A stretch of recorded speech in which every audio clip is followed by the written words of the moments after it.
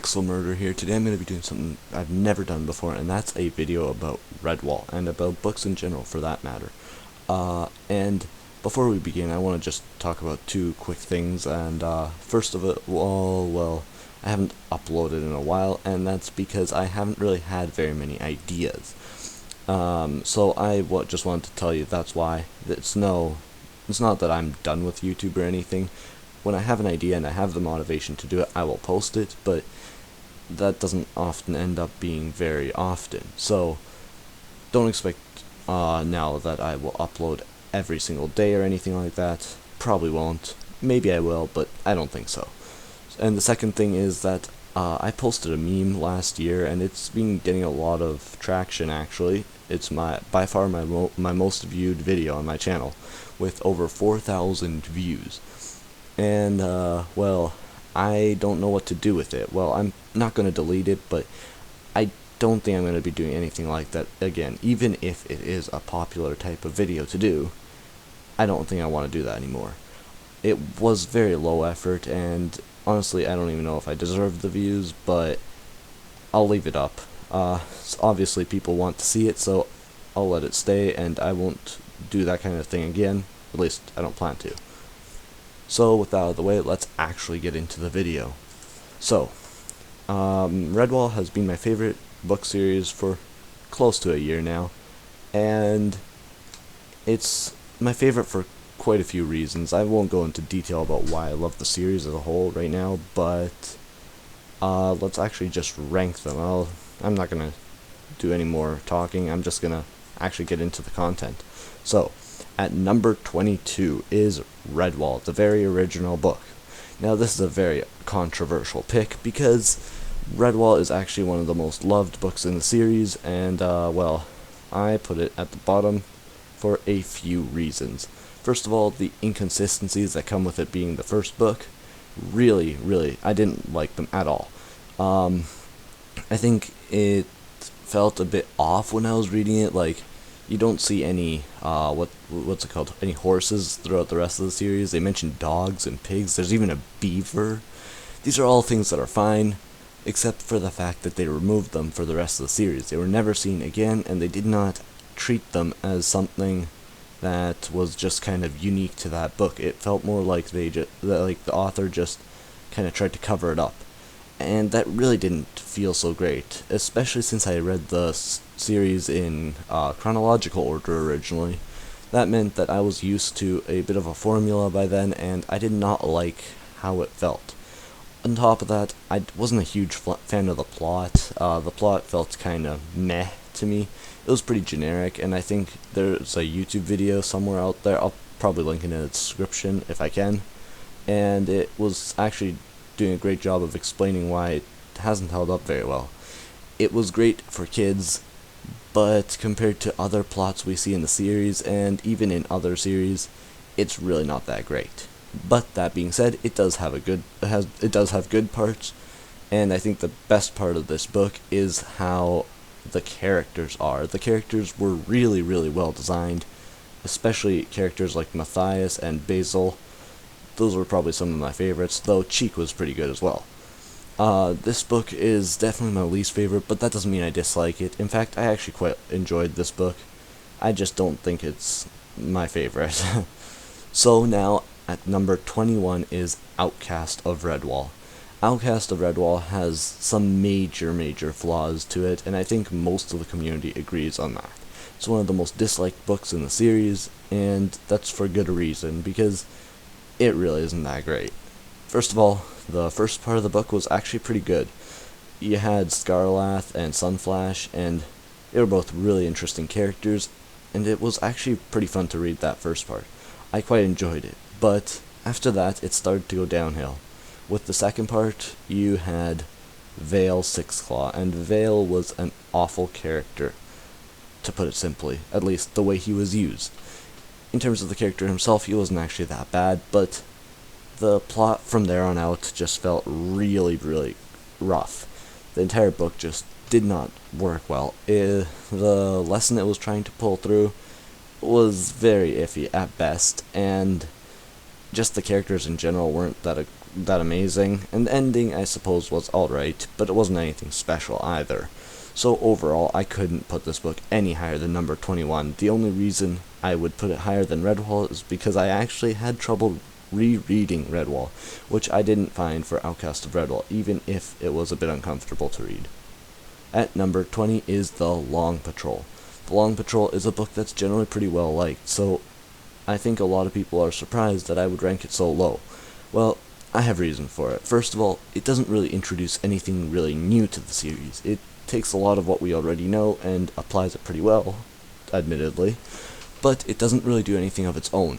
You see, hares, we've seen them a bunch. A punch, yeah, sure. Sorry about that. And badgers, same thing. We see a lot of Redwall Abbey, we see a lot of fighting, and that's all well and good, but that's nothing new. We've seen that so many times. And yet, this book really didn't bring much new stuff to it. Sure, there were a couple things here and there that were new, and it did some new things, I'm sure of that, but not much. This book felt like a bit of a fan service, and that's alright, but personally, I really didn't enjoy it that much. It didn't even have that great of a main character. He felt pretty copy-pasted, to be honest. He didn't feel like a very great character. He just felt like your typical hero, and I didn't really like that. Still, it was a pretty fun book to read. There were some good characters, such as Corporal Rubadub, was pretty funny.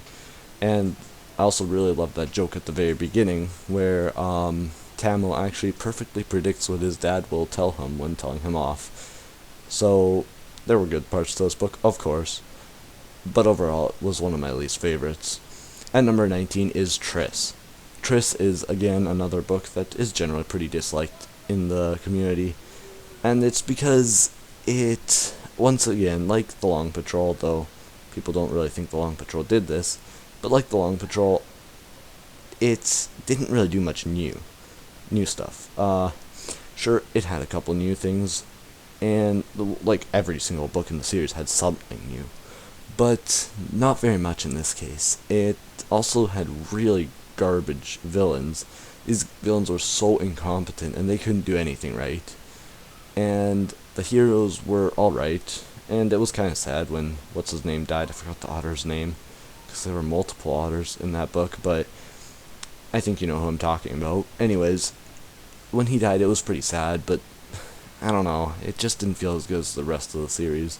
To be fair, though, the three-headed serpent was a pretty cool part, and I loved how there was suspense building up to it, so it's not all bad, but it's definitely not one of my favorites. At number 18 is Eulalia. As a book on its own, it's actually pretty good, and it's one of the better ones, I'd say, except for one major fact that I think many people have pointed out before. It's extremely forgettable. Eulalia is probably the most forgettable book in the entire series. Sure, it has good characters. Gorath is a really cool character, if I'm being honest, and the entire thing of explaining a bit more about badgers, going more into detail about them, that was cool. What I didn't like was how boring the plot was. The plot was pretty lame, and it didn't really do anything different. In fact, I'd say this was the least unique book in the series, though it was considerably better written than some of the others in the series. Overall, I would not say that this is one of the best in the series, simply because of how forgettable it was. So, moving on, at number 17 is Hyrule Lane. Hyrule Lane is a book that, at first, I really loved. But when I went back and reread it twice, I started to realize it wasn't quite as good as I thought it was. Sure, it's a good book, and it's better than, the other 5 I've already talked about, obviously, but I don't know. Something about it didn't feel that unique. Once again, this is a big thing in the bottom half of the books. Maybe not half, but, in the bottom section. It felt kind of lame, I guess, to put it simply. The characters in this one were especially pretty lackluster, and there were a lot of problems in this book. But that being said, it did have some good parts. For example, I did like that sergeant or whatever. I can't remember his name now. I think it was... no, I don't remember. He was a pretty good character. I don't think there was any other sergeant in the book, so it shouldn't be too confusing. But I can't remember his name, sorry. And yeah, there were some other good characters too, but overall the character cast was pretty meh in this book. And the idea of a Hyrule Lane was pretty interesting. It was also interesting how we got some more additions to the lore in this book. In fact, I made an entire theory about something that was said in this book, which I'll link to that in the description. I posted on Reddit. I'm not going to make a YouTube video out of it though. And well, it has its good parts, but it also has some meh parts. And overall, I couldn't put it any higher than 17th. At number 16 is The Bellmaker. The Bellmaker is a book that many people really love, but many people also don't really care about. I don't know. The Bellmaker had some really cool characters, such as Blagat, who is one of the most well-known characters in the series simply because he is a good rat, which only happens a couple other times in the series. And he was extremely well designed too, so he was a good character, but this book as a whole didn't really feel that amazing to me. It was a good book. It was a really good book, actually. But first of all, it was the shortest book in the series, very short, and it also really didn't have much for new ideas. Sure, it introduced the concept of a wolf into the lore, and it did a couple other unique things, but for the most part, I don't know, it is another book. Didn't do a huge amount of its own stuff. Sure, it was the first book to have a good rat in it, but that was the main big thing about it, and I think that's probably one of the big reasons why people like it. The character cast, to be fair though, was also pretty great. I did like this book a lot, but it can't stand up to some of the others on this list. So at number 15 is The Rogue Crew. The Rogue Crew is the last book in the series, actually, and while it didn't go out with a bang, it did go out pretty well. What's interesting about this book is that the ending was actually really, really good. I loved how this book ended, and I would definitely think that that's a good ending for the series. It just felt pretty emotional at the ending, so that's good. And the characters, there were some pretty good ones in this book, but it once again, it just didn't really do much new stuff. A Ship with Wheels was already brought into play in other books. I don't remember which other book it was, but it was already talked about in a different book in the series, so that wasn't a completely new idea. The entire plot was pretty much what we were used to, but that being said, it did a great job of execution. Maybe the design wasn't that amazing, but the execution was. This book was really interesting from start to finish, even though it wasn't something brand new, something we hadn't seen before. It still really, really was fun to read, and I really enjoyed it. So, number 14 is Marl Fox. Marl Fox had a couple of things going for it. First of all, that the villains were actually, for the most part, working together. That was something we hadn't really seen before, at least as far as I can remember. Most of the time, the villains end up fighting against each other, and doing more harm to each other than to their enemies in these books. But Marl Fox was different. The Marl Foxes worked together until they needed to kill each other, and that was very different from what we had seen before. Well, with the exception of what's her name, the Marl Fox who stayed back at the island. She didn't really work with her siblings, but other than that, the Marl Foxes worked together pretty well. Also, the characters in this one weren't too bad. They were pretty good, and the overall plot was something a bit different from what we had seen before.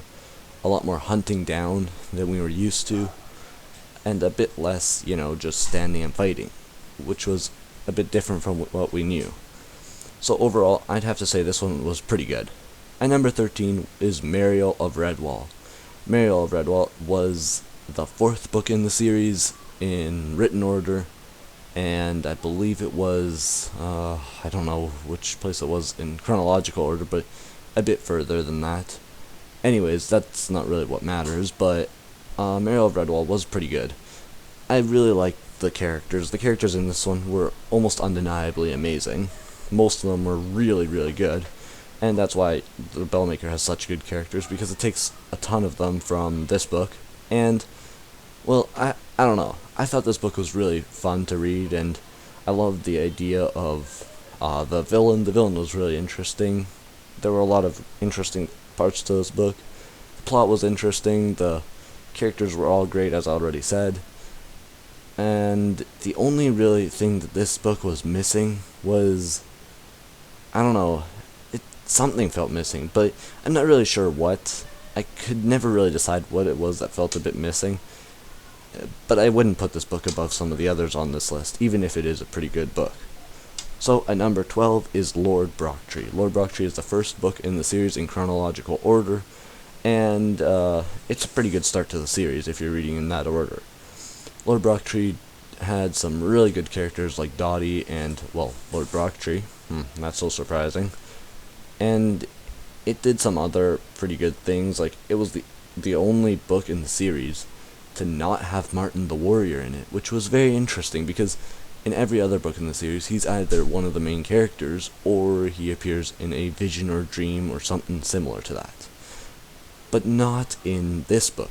In Lord Brocktree, he is not even mentioned because it took place before he was born. And that made for a very different book, and it felt like it was more focused on Redwall's world than Redwall itself, and on Martin the Warrior himself. This was a nice change of pace, and I thought it was really good at what it was trying to do. A good origin story of sorts. And, well, it could have had a bit of a better plot. The villain was interesting to say the least, even if he wasn't the best villain in the series. So, overall, I'd say this book definitely deserves its number 12 place. At number 11 is Salamandastron, or Salamandastron. I've never really been sure how to pronounce it. I'll just call it Salamandastron. This book had arguably the best villain in the series. Farago the Assassin was a really competent villain, and even his son, who wasn't quite as great as the father, was a pretty great villain too. I think that, for the most part, these two villains didn't make a whole lot of mistakes. It usually came down to simply that the other side was planning even better than they were. From a strategic perspective, they planned their attacks and stuff pretty well, just not as well as the other side, and that was really cool because most of the time the good guys are just superior in every way. In every way. Not the case in Salamandastron. I also liked some of the characters in this book, even if I didn't like all of them. Earthlight was pretty great. The only albino character, as far as I can remember, in the entire series. Maybe not, but definitely the only albino badger, that's for sure. And yeah, this book had some decent characters. The plot, though, was really good. I loved the dried itch fever part, which many people seem to not like. Personally, I absolutely loved it. The dried itch fever part felt really, really good, and that otter, I forgot his name again, he was an interesting character, so was his companion. I forgot what his name was, too. Either way, the characters were pretty good. And now at number 10, Tagaron, or the Tagaron, depending on which edition of the book you buy. The Tagaron was a really different book from the rest of the series in a few ways. First of all, the fact that it featured a woodlander raised by the vermin. That was something the series had never seen before, and I don't think it happened ever again afterwards. Unless you count, slaves being born in slavery. You could count that, but I don't think that counts. But anyways, what made this one really interesting was that it was a lot less action-packed and a lot more about the characters themselves. It focused in on their character traits and on the characters themselves, as I said, instead of simply focusing on the battles and the good guys versus bad guys part of the plot. That was very different from what we were used to. I've said that so many times already. And I really liked what this book did, even if I preferred the more action-packed books in the series. And so just for that alone, I had to put it further up on the list. But then combine that with the pretty good cast of characters, especially the main character, and so it got put at number 10. So now we are entering the single-digit numbers. Man, this is going to be a long video.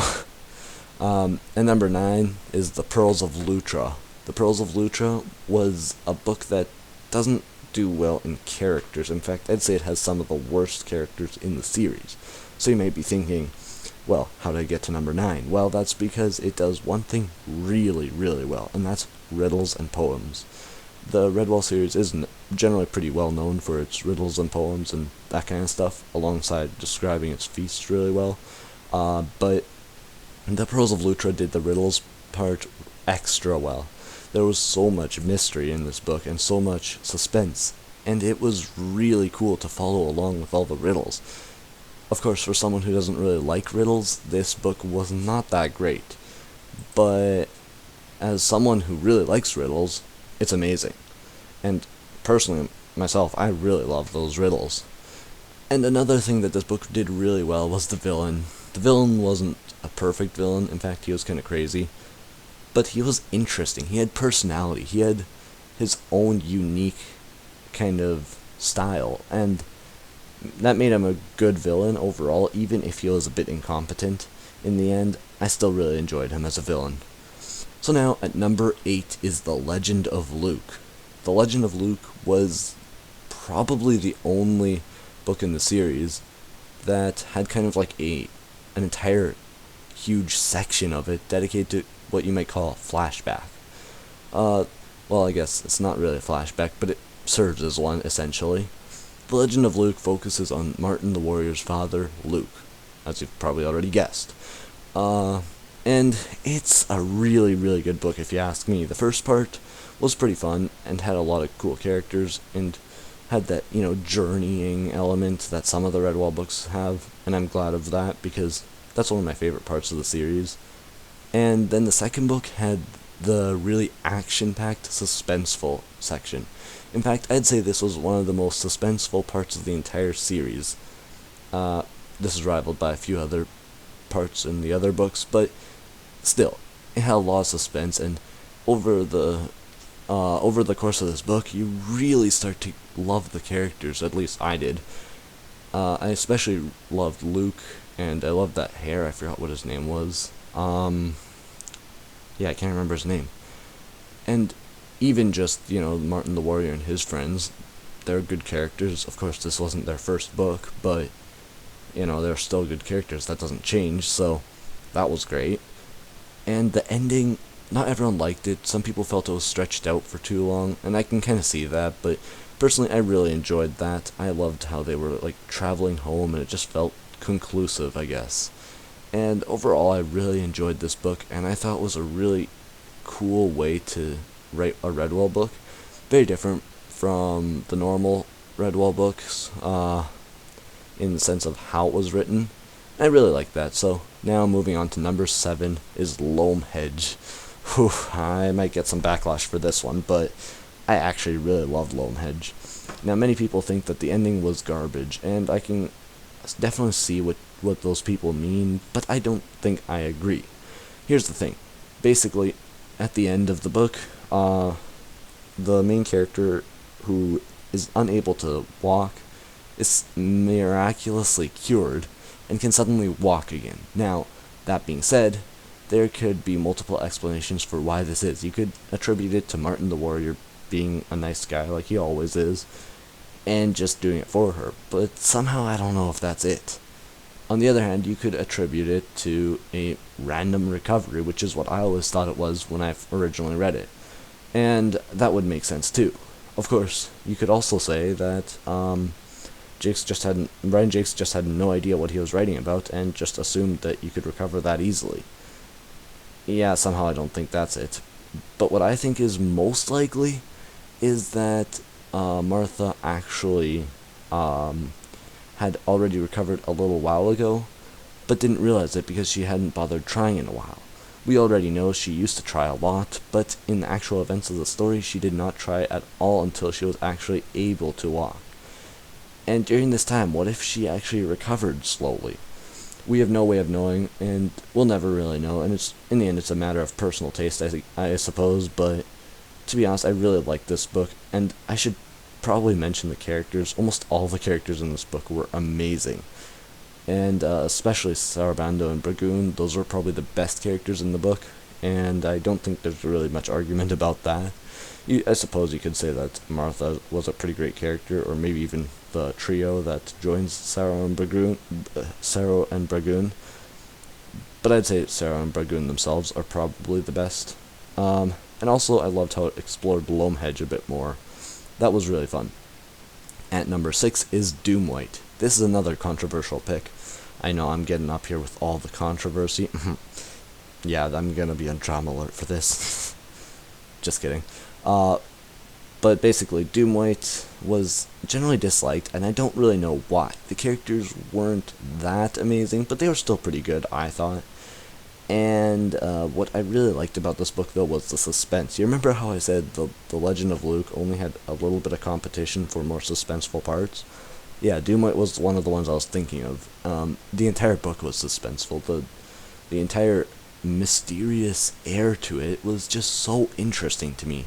And I loved the villains. The villains were kind of incompetent at times, but at other times they were really, really interesting. And oh, that snake, it made things so much creepier, and I love that. I'd say it's probably the darkest book in the series.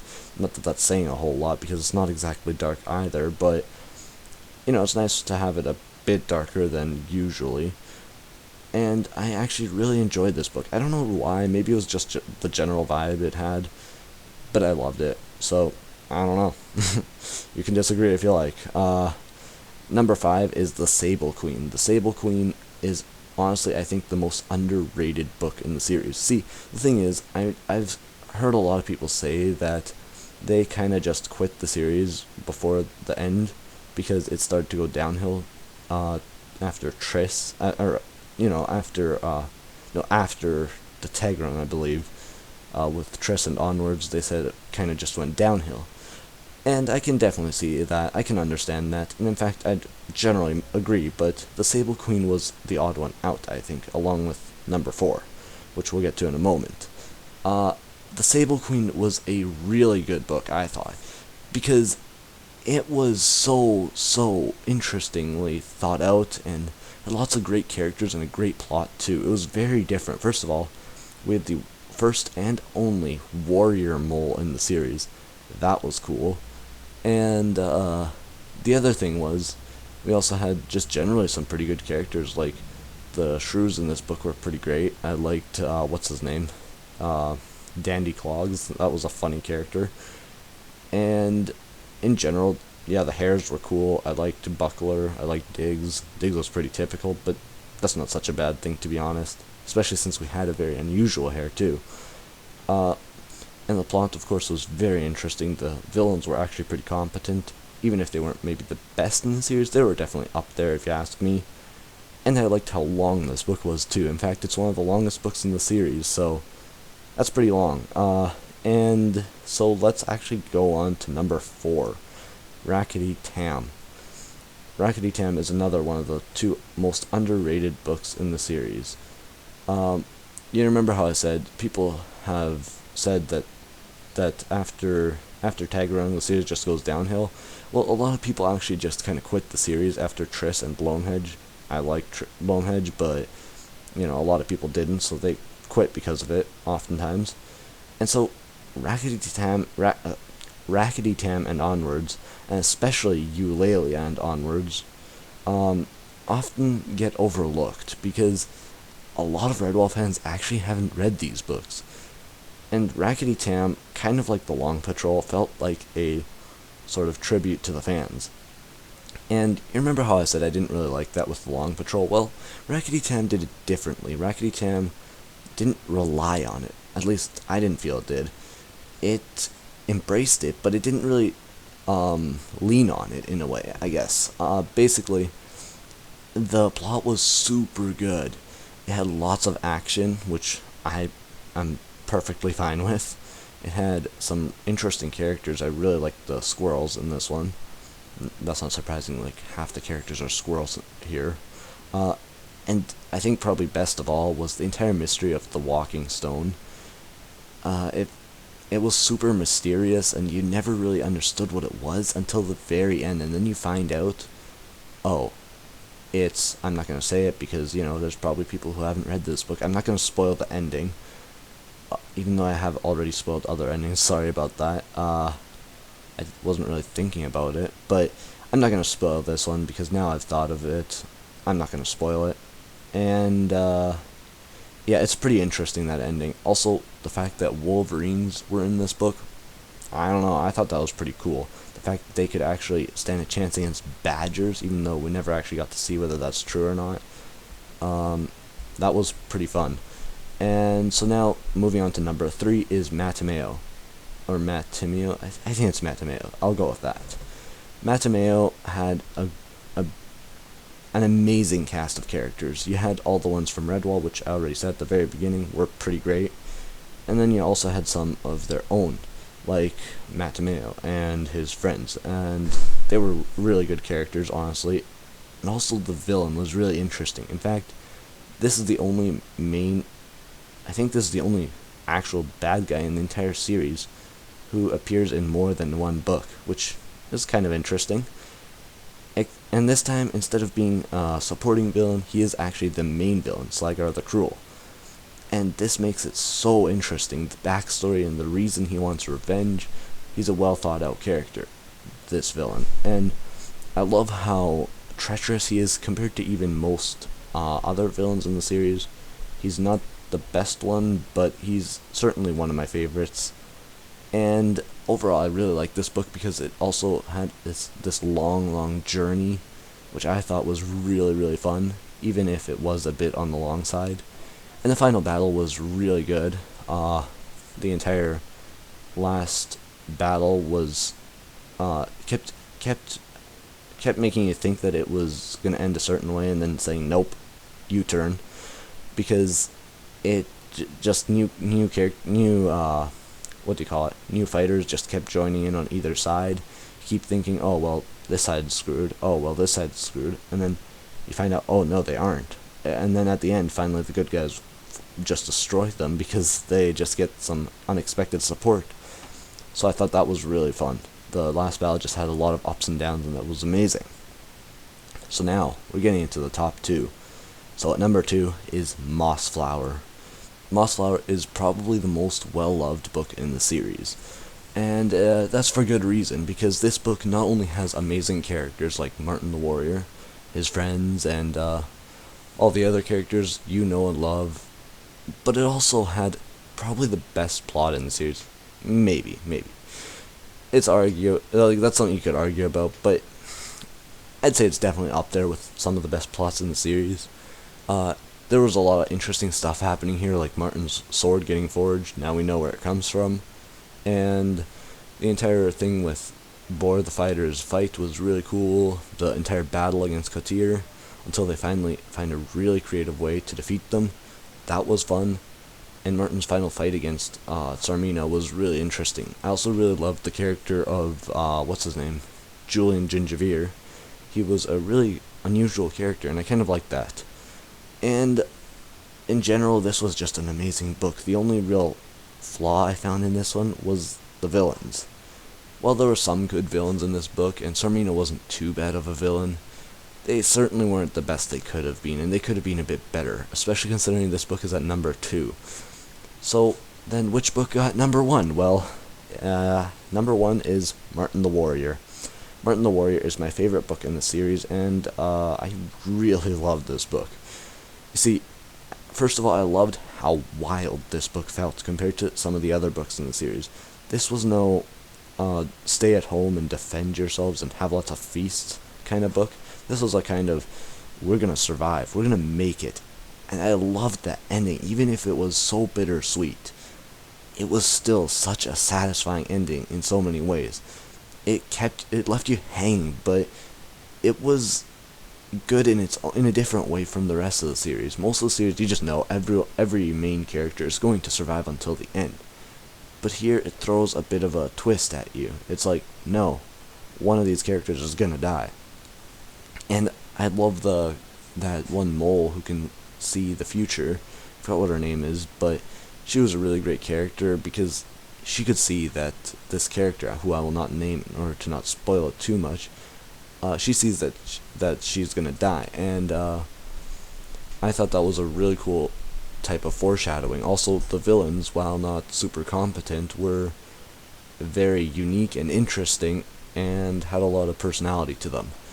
Badgering was just your average villain, I suppose, but the other guy, I forgot his name, he was a really funny villain because he just goes insane at the end, and he was a very odd villain. I gotta say, I loved the fight between the two villains and how most of the time it wasn't even violent fighting at all. It was just kind of like mistrust and stuff like that. And I also really loved the characters in this book, because obviously you have Martin, who's always a great character, and you have what do you call it, Rose. Yeah, she was a great character, and I loved how Noonville played a big role in this book. You know, most of the series you don't really see cities and towns and stuff like that, which this one's different. You know, the entire book it's like wilderness, wilderness, wilderness, and then suddenly you find yourself reading about a town, and I thought that was really cool. And yeah, overall this is definitely my favorite book in the series. So what do you think of this ranking? Do you agree? Do you disagree? Post your ranking in the comments below, and give this a like if you enjoyed it. And if you actually watched till the end, well, congratulations. This is a pretty long video. I don't expect you to, but yeah, I really hope you guys enjoyed this, and I hope I can make some more Redwall related content eventually, because I think this kind of content is pretty fun. Maybe I'll do it again. We'll see. But for now, I'll see you guys in the next video, and I really, really hope you guys enjoyed. Bye.